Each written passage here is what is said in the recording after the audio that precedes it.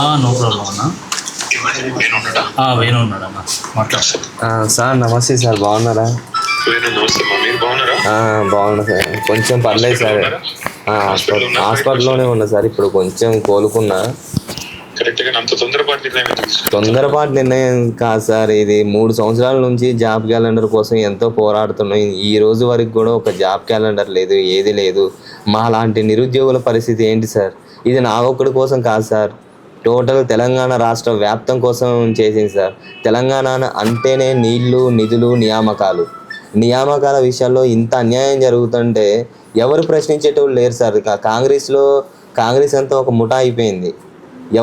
ఎవరితో అయినా మాట్లాడినా సరే పిచ్చి బూతులు, ఏం చేసినా సరే. చిన్న నాయకుని దగ్గర నుంచి కూడా ఎంత వ్యతిరేకత అంటే, కనీసం సార్ మా అమ్మ మెంటల్లీ వికలాంగురాలు, మా అమ్మ మానసిక వికలాంగురాలు, మాకు ఇల్లు లేదు, కనీసం మాకు ఇల్లు ఇవ్వలేదు సార్. వికలాంగురాలు కోటాలో ఇల్లు ఇవ్వకుండా ఎట్లా సార్? మా అమ్మ 17 సంవత్సరాల నుంచి మేము ఇబ్బంది పడుతున్నాం. మాకు అంత దారుణమా సార్? మరి నేను ఆ రోజే నిర్ణయించుకున్నా, ఏదో ఒకటి సాధించాలి, జాబు కొట్టంది నా లైఫ్ మారదు అనేసి నిర్ణయించుకున్నా. నాతో ఎవరున్నా లేకపోయినా నేను జాబ్ క్యాలెండర్ కోసమే నేను చచ్చిపోయే నిర్ణయం తీసుకున్నా. ఒకవేళ నేను బ్రతికుంటే దానికోసమే పోరాడదాం అనేసి డిసైడ్ అయ్యా. నేను ఒక్క మాట అమ్మా, నీ లెటర్ మొత్తం చదివినా నేను. మీరు చదివిన తర్వాతనే నేను నాకు నిజంగానే చెల్లించిపోయి, ఆ తర్వాత నిజంగా చాలా బాధ అనిపించింది. కరెక్ట్ గా నిన్నటితో 2 ఏళ్ళు నేను జాబ్ క్యాలెండర్ విడుదల చేసి.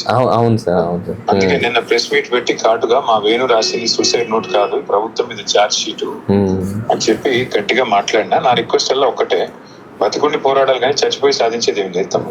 నేను అదే అనుకున్నా సార్, కానీ ఈ కాంగ్రెస్ వాళ్ళు బ్రతకనియట్లేదు కదా సార్.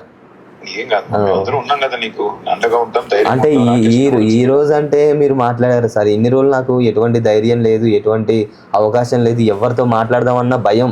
అసలుకి కాంగ్రెస్ వాళ్ళు పై స్థాయిలో ఉన్న వాళ్ళు ఏమో లేదు కానీ సార్, కింది స్థాయిలో ఉన్న నాయకులు వాళ్ళు రెచ్చిపోయే విధానం అసలుకి ఎంత దారుణంగా ఉంటుందంటే, అసలుకి వాళ్ళే కలెక్టర్లు అన్నట్లు ఫీల్ అయిపోతున్నారు.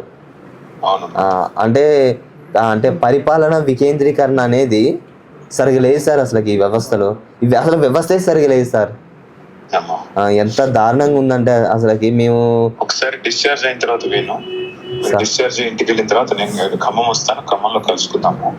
తప్పకుండా నువ్వు అన్నట్టుగా జాబ్ క్యాలెండర్ కోసము వీళ్ళు ఇచ్చిన హామీలు అమలు చేసే దానికి పోరాడే దానిలో మేము మీకంటే అడుగు ముందుంటాం, మీ అందరికి అండగా నిలబడతాం. ఆ విషయంలో కన్ఫ్యూజన్ వద్దు. రెండవది, నేను నీకు మాట ఇస్తున్నా, నువ్వు నీ నోటు, నీ సూసైడ్ నోట్ ఏదైతే ఉందో దాన్ని ఖచ్చితంగా అది మళ్ళీ అందరికి, తెలంగాణ యూత్ అందరికి లాభం జరిగేదాకా నీ తరపున మొత్తం పార్టీ, బీఆర్ఎస్ పార్టీ కొట్లాడుతుంది, నీతో పాటు ఉంటది. మనం ఖచ్చితంగా మళ్ళీ గవర్నమెంట్ లోకి వస్తాం. గవర్నమెంట్ లోకి వచ్చాక కూడా మీతో పాటు మీ నోట్ ఆధారం చేసుకుని రేపటి రోజున యూత్ కి న్యాయం చేసే బాధ్యత నాది. సరే సార్. Thank you. రాకేష్ అన్న మీతో టచ్ లో ఉంటారు.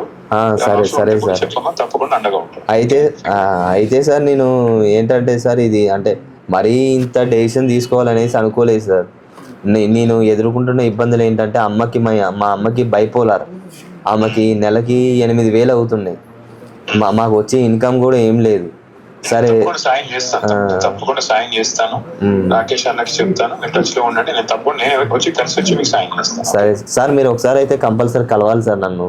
నేను వస్తాను, ఖమ్మంకి వస్తామా, రాగానే కలుస్తాను. ఓకే సరే sir, okay sir. Thank you sir, thank you so much sir. Thank you. Okay sir.